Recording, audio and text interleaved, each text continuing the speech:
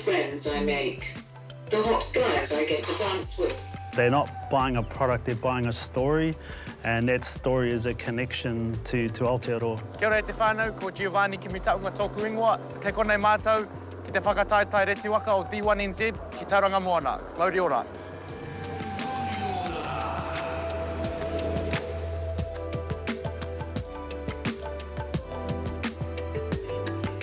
Kei te kura nui, kei te kura roa huri I te motu nei, te ngā kau e mihi ana ki a koutou. Nau mai ki ngā taki o te wā o Marae, ko Miriama Kamoa hau.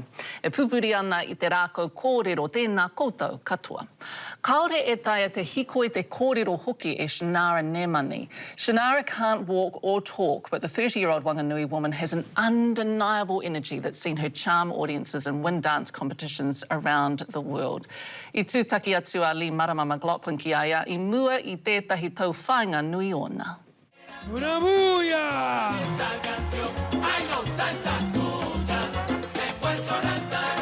This is the performance in Miami 2016 that landed Shenaragh Nemani first place in the Limitless category at the World Latin Dance Cup. Let's hear it for Noah and for Kenny. I'm in Miami. I'm here in Wanganui to meet the 30-year-old ahead of her next dance comp in Puerto Rico. Kia ora, Shenaragh. Hi, I am Shenaragh Nemani. Nice to meet you. Shenaragh lives with a list of limitations: cerebral palsy, quadriplegia, scoliosis. She's wheelchair-bound and can't walk or talk, but that does not stop her from dancing. What do you love about dancing? What do I love about dancing? Freedom, living, being included, the friends I make, the hot guys I get to dance with. I'm quite famous overseas, in the salsa community, ha ha ha. I would give you my autograph, only I can't write. E a I manawa reka ai ki e nei momo mai. She would have been around about 7. One day, her uncle decided to just like grab her wheelchair and just push her around the room, you know, and let her be a part of the group. And so she was doing that, but she had no movement. She was just like watching. And then like a really good song came on and then she just started moving her hands, you know, and it just sort of grew from that. And I thought, what's going on here? She was seen dancing by a salsa legend, Albert Torres, who begged the whānau to perform in Miami that same year, even creating a new category for her, Limitless. And the rest is history. And I just started crying because I was like, oh my God, they love her. As well as Miami, she's performed in Los Angeles and New York, even dancing in Times Square. So these are costumes that Shenaragh wears wherever she dances. She never really wears the same one every time. We buy a different one for every dance. But over the top. And then when she's got her stockings on, you know, they make her legs shine. I nā nei e takatua nā Shenaragh me tōna whānau mo te tauwhāinga kanikani ki Puerto Rico. Nā te nui o ngā utu kei te mai moni te whānau ei uru mō ngā waiwai. How are you feeling about your competition in Puerto Rico? I'm always excited when I get a chance to perform wherever it may be. But going overseas has its plus. The guys are so hot and they always come up to me cause I'm in a wheelchair and this is the only time I play on it. Ha ha ha. And this is the costume she's wearing this year. That's her new one. But we thought we'd do something a little different this year and we've bought some Māori tattoo, Pungus tattoos. We bought some of those this year to put on her body. My favourite colour, purples. Oh, it's beautiful. I love it. I love it. Thank you. She dances on stage in the same space as world champions. And so I love to see everyone's faces when they see her go on. Because she's in this wheelchair, you know, and you want to see her, honestly. Her hands are gone, her legs are gone, and she's loving it. Like, she just feeds off it. And I'm so proud of her, like, you know, like any parent that would be proud of. I'm like beaming proud. I just love seeing her in that element. Like many young women, she loves TV, music, and uses Facebook. This computer tracks her eyes and helps her communicate. A happy-go-lucky wahine, but she's had to overcome huge challenges to get here. So Shenaragh has been in and out of hospital all her life, had multitudes of operations and been on multitudes of medication and opioids. Shenaragh's had scoliosis, so her spine was a question mark. She wasn't supposed to make it past 2-3 years old. A mum of 4 and Father Sam working full-time, Cheryl has no choice but to take Shenaragh to work with her and says it's hard to get help. Unless those people sitting in their offices actually put themselves front line or sit down on the ground and live the life or even participate in that life, they have no idea. We have to go to WINS because she's on a special disability. We have to go there to, I literally walk her into the office and go, yeah, she still can't walk. She still can't do anything for herself. You know, I literally have to do that. And the doctors and the specialists and the nurses write letters and say she will never be able to do this. And it doesn't matter. They have those on file. I still have to take her in to prove she's still disabled. She still, you know, does what she's... And it's just like, God, get a goddamn bloody grip, man. Here we go, girl. How would you describe growing up with a disability? Growing up with cerebral palsy is a pain in the ass. It's frustrating. I'm limited to so many physical things and have to watch others, and it makes me sad, but good side to it. It is me being able to educate others by just being me. For me, it's all about making her life as normal as we can. And if that means that we have to like pull finger to fundraise to get her to do something she loves, then that's what we'll do. Because physically, she can't do anything really. And no one wants to give her a chance. She's wanted jobs. I've tried to take her to job interviews, but people don't want to hire her. And I get it, but she doesn't get it. Some people start to make, as a happy byproduct of their business, they get a lot of social media following. Nā reira a Shenaragh e aku ana I ngā tikanga umanga I te kuratini o konei, kia hohonu ai ōna pūkoro. Kua hanga waka niko tūru I ngā haki tino rangatiratanga. Kei te ako hoki rāua ko tana whaia I ngā mahi rongoa Māori. Rangi, I pepa, I te whānau, atua, whakatohia, tō koutou, mana ki tanga, ki roto, I te nei, mahi, o mātou. Amen. Now I can't which are the best leaves to pick? Good girl. So she's touching yeah, good girl. The holes, that's right. Because these have got the best medicinal, eh? The holes, the more holes, the better it is, eh? Good for us, eh, darling? Hey. So she was on fentanyl, morphine, oxycodone, just lots of opioids. So my kaiako right now, she helped us to get Shenaragh off 4 of the opioids. So now Shenaragh's only on 1 and on a small dosage, and she doesn't even ask for it anymore. She wants it all. Her and I are on the journey together now, you know. I want to help people to get all to learn about themselves. Shenaragh also is like anyone else. She goes through depression stages. She goes through stages where she doesn't want to be here. And we've had a lot of those times where it's been really hard for me and her father to try and say to her, don't, you know, like, what can we do?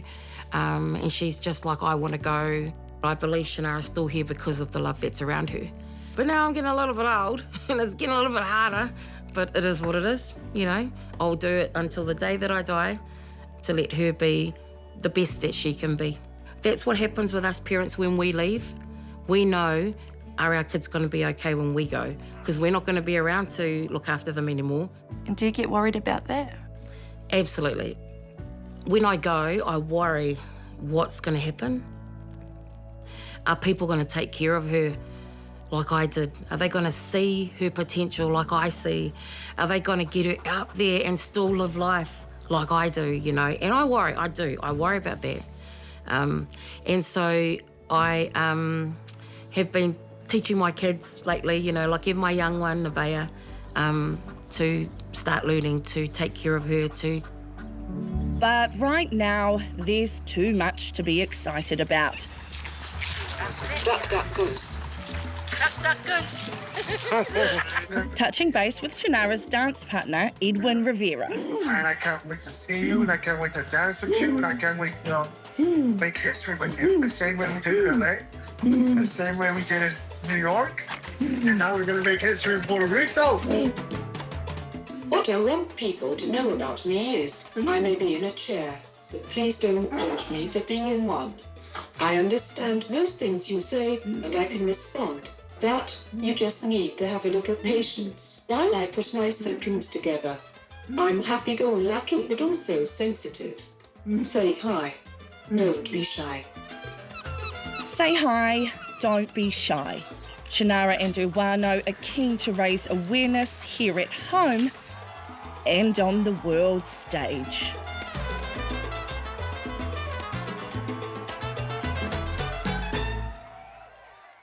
E whai ake nei ko te Pākihi Māori mahi inu, the Māori drinks company making waves around the world.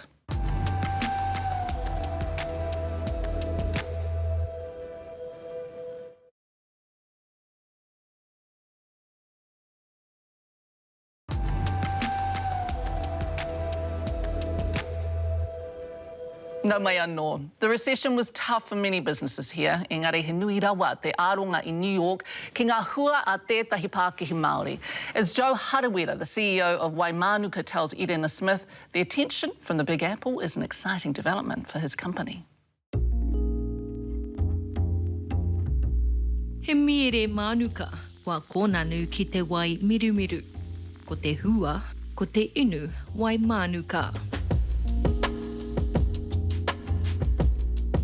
Pupu ai te whakaaro mō te inu waipiro kore, reka hoki, I te ōhia mano a ngā hua o Joe Harawira. It all began actually as at a New Year's Eve party with a couple of good bros from Whakatane. So I hardly ever drink alcohol, and that particular night I was drinking pineapple kombucha. Tasted nothing like pineapple, and much to my displeasure, we started throwing around sort of ideas as to sort of what could work to find a beverage for Hohepa. And by the end of the night, we landed on creating a beverage that we wanted to celebrate sort of Aotearoa and sort of Māori culture on the world stage. And we knew that Mānuka honey was going to be a core ingredient of that just because of its global reputation for health and wellness and being a premium product. Ka whakare waina te inu Wai Mānuka ki te whakataetai o te ipu o Amerika I tāmaki makaurau e 5 tau ki muri. Ka hau te rongo o tōna reka. 3 Māori boys, they call themselves that, are a company of high school mates who decided to put whakatane on the map with a drink that's now sailing onto the international stage. Sales have been phenomenal, so we've sold out 3 times already and we've upped the price by $1. E meana a Joe, ko te toko ake I te waitohu o Wai Mānuka ki Aotearoa, te whakaaro tau. Over the last sort of 4 years, 3 to 4 years, we've been focused on building out the business locally, so getting into more supermarket chains like Foodstuffs, and that gives us the volume to enable us to scale, as well as expanding into like high-end sort of hotels, restaurants and cafes, and events as well. Which again all sort of feeds into sort of building the brand and developing the business model.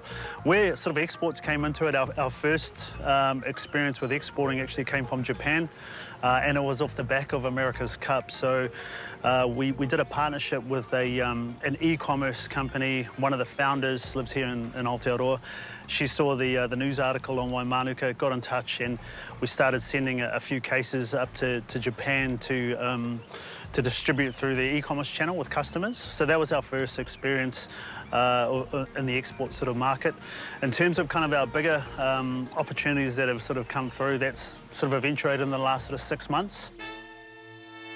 Ka tahi ka puta te rongo ki ngā taringa o tētahi kai Pakihi no Amerika. The opportunity came about because the founder of our New York partner, their company is an importer and a distributor of luxury brands and products. And most of the brands that they represent come out of Europe. And there was one brand out of Australasia actually that they represent, and that's Antipodes Water. So the founder happened to be in Aotearoa late last year to meet with Antipodes, And when they met, he actually had a bottle of Wai Mānuka in the cafe, I think, or the restaurant they were at, and just thought it was really interesting. And then he reached out from there, and sort of one thing led from another to another. And to have this kind of one opportunity go all the way through to an export partnership, and now they've just placed their second order, and by the end of their summer, we'll be in 100 outlets in New York City. But, you know, after being in market, I'm under no illusions as to how tough it's going to be to build the brand over there. It's highly competitive, it's complex, it is just really, really hard to try and build a successful beverage brand over there. Ahakoa e rā whakatara, e pono ana Joe kei te piki haere te aronga o te ao whānui ki te ahurea Māori. Ko tētahi o ngā take I pērā rawai, ko te tino horapa o te haka nei.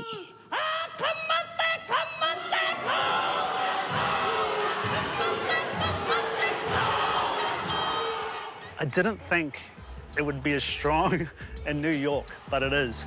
And kind of what highlighted it all, before I landed in market, they did a PR article for local media outlets in New York. And our New York partner wrote this up themselves. Like, they just sent the final version to me and said, "Are you okay with this?" I was, "Yeah, sweet."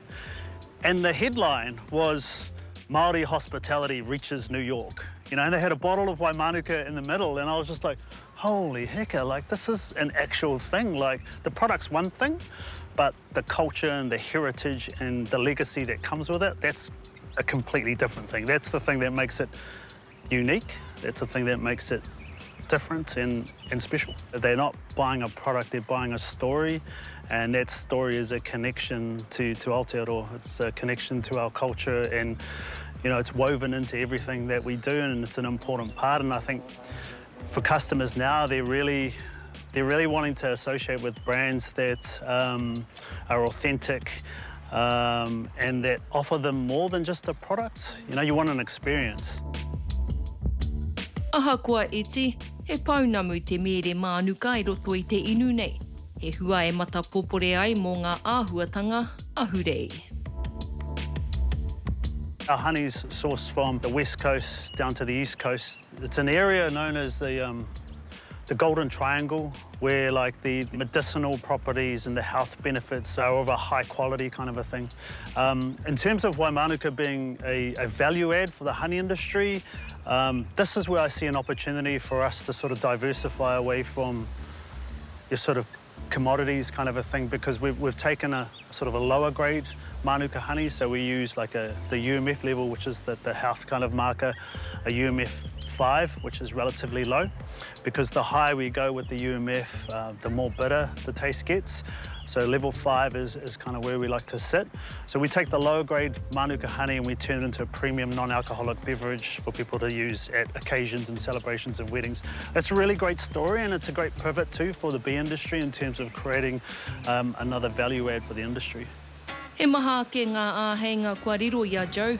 He oi he kaituku moni āwhina, hei kōkiri ia na mahi, te whai. So the goal over the next sort of 2 to 3 years is to really grow our presence in New York City and also in Japan, and really get that sort of production volume up.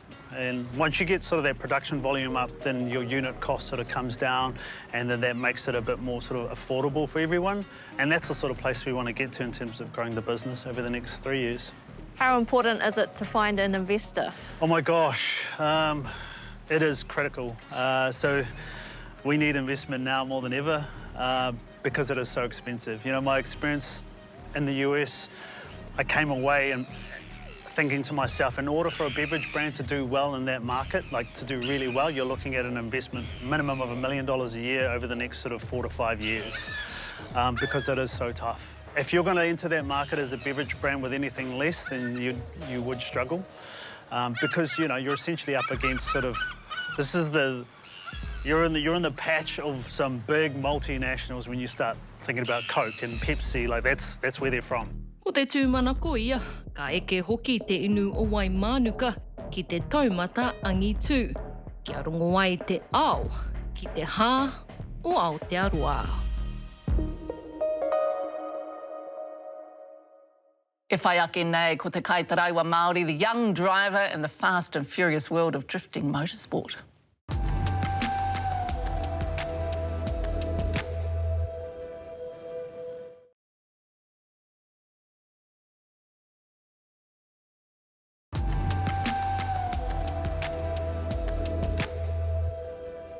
Nau mai anō, kei te piki aki te maha o te hunga ngākau hihiko ki ngā tauwhāinga waka tere tere ki Aotearoa nei. There aren't many Māori in motorsport, but 20-year-old Geovanni Kimitaunga is stepping into this high-octane world as GK Drift, backed by his whānau and supported by mentor Jordan Joyce. Ānei a te Rauhiringa Brown me te roanga ake o ngā kōrero.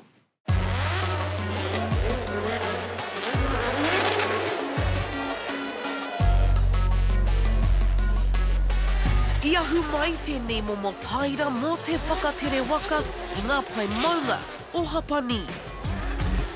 A moho anoa nei haruru ana ngā tōpito o te ao I te ngunguru o te whakatere tere waka. I Aotearoa nei neke atu I te rua te koutou a D1NZ e whakahāre ana I ngā whakataitai matua o tēnei momoha kina waka. This is the reality of filming at D1NZ whānau. If you were a soundy or an editor, this is, yeah, not the tahi, eh? But hey. This is hell. Hey, no mai ki te ao o Geovanni.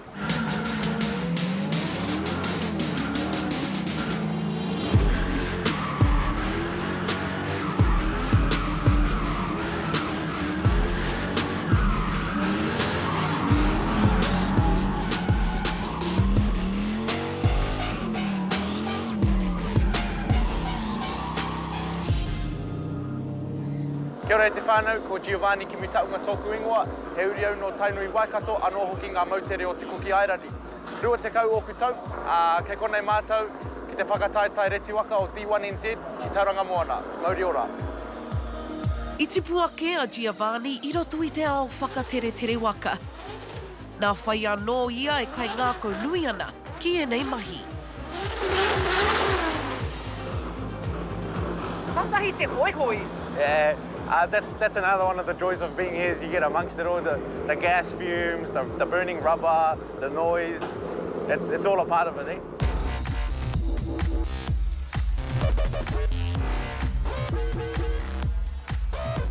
So there's two categories here at D1NZ. There's Pro Sport Championship and Pro Championship. So the only two differences is the tyre size. So us Pro Sport Championship, we're on 235 radial, which is a street tyre, and the Pro boys are on 265 semi-slicks, which is a race tyre. He nui ngā Māori ka kuhu mai ki tēnei whakataitai? Hao, engari ko te mana ko ka kuhu mai te nui ake o ngā tangata Māori ki tēnei whakataitai. You know, anyone can do it. Everyone's got the skill. It's anyone's game. I guess in nowadays of drifting, it's whoever's got the biggest pocket. But that's what you were saying earlier about sponsorship and just the significance of a 20-year-old young Māori Cook Island boy having the opportunity. One of the biggest drifting competitions in Aotearoa was the support of those sponsors. Yeah, that's exactly it. You get so many sponsors that are keen to jump on board with your program simply because of who you are. Hei tā Geovanni, mai kore ake ana kai tautoko pūtea tōna whānau hoki. Yeah, pretty much all of my sponsors are Pacific Island. Especially my dad, he's my naming rights sponsor, Makeshift Motorcycle Solutions. He's been a big help since, and yeah. So in saying that, bro, what do your whānau think of you doing this mahi? What kind of support do you get from mum and dad? I think my whānau are actually a bit more scared than I am. The last thing they want to see is their son smashing into a wall at 100 plus Ks, but that's the joys of it for me. Great to see Gio here. I know his mum's at home cheering for him. If you've met his mum, Jade, then you'd probably be able to hear her cheering from Auckland. Ko mahi ei, not just this, but you work with cars. Yeah. You're a mechanic by trade, you and your dad? Ideally, I'd be a drifter as a job, but yeah, it gets a bit expensive to have as a job. So, but yeah, I do work on cars throughout the week, and it comes in hand when you have to work on your own car as well. Aha koa, rua te koutou noiho te pakeke o Geovanni, e hari te mea ko ia te pōtiki o tēnei kaupapa. Nowhere near the youngest.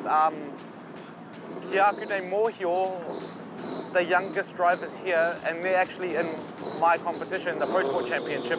I think the youngest driver might be like 14. What? 14? You can't even have a license at 14? Well, thankfully enough, he's actually here on a scholarship from D1NZ. Hei tā Geovanni, he nui ngā hua whakaputa, nā te manawa reko o te Marae, ki tēnei momoha kina. Nui ngā huarahi. There's so many opportunities in this sport. It's not one of those sports that you grow out of. It's not one of the sports you get too old to do. We've got he's a 4-time champion here and he's like 40 years old and he's been doing it for like 20 plus years and he's the best in the business. So there's so many opportunities. There's international opportunities, there's national opportunities. Kua toru taua Geovanni e whakatere waka ana. He oi, koe nei te wā tuatahi mōna ki tēnei whakataitai. Pai ana ngā pirupiru i te wānei, koriti au te mahi roto i tēnei whakataitai. Ko heke mai te ua i te wānei, o reira pai ana ki au te reti waka i roto i te ua. I te rā nei, he Nissan 350Z te waka e hautu ana a Geovanni. He V8 LS1 te pūkaha. It does look like it's really hard to get off the mark on that, on the lead side. Oh, Gio! Both of them having solid hits with the ball. I eke mātou ki ngā kowhiringa whaiti. Nō reira ki au nei, He tino tutukinga tēnā. He tino tutukinga tēnā. Kia tau mātou ki konei i tēnei weekend ki tauranga moana te whakataitai nui rawa o Aotearoa. He tutukinga kia tai mai ki konei.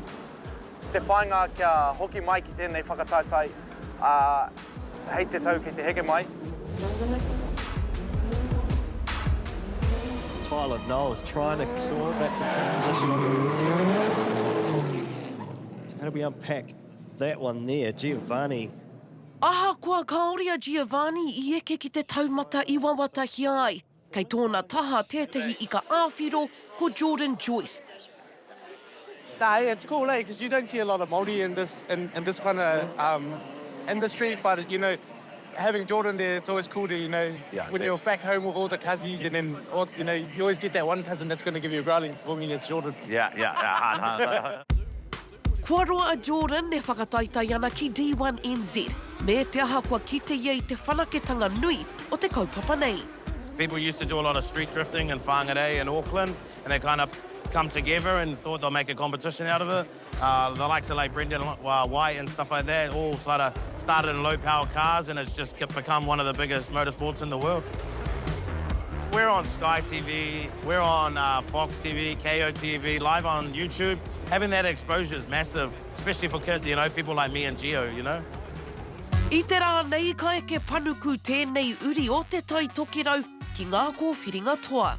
Māramana te kite ake o ngā hua o te mahitahi a te ika tau hou me te ika āwhiro. He doesn't have a massive amount of people helping him, so, with my team, they're happy to adapt and jump on his car. This morning I was straight in his car, warmed it up just like he's one of our bros, Anybody can do it if you really want to. You don't always have to go out on the street and get in trouble. There's more fun over here, and you're way safer over here. Kai te whāia e te tokorua nei te pai tawhiti kia tata, kia tina. Next step's Japan for me. I'm going to send a car over this year. Small steps, I don't have a massive budget, so the main thing is get the car there and then, never know, take Gio with me, take him on a trip, see what happens. I just want to make it known us Māori boys can do it, whether it be national or international. Just want to get there. Yeah, I love that. Yeah. Chat, thank you. Raui. Ngā mihi nui tā koutou mā takitaki mai, hei kōnā mai.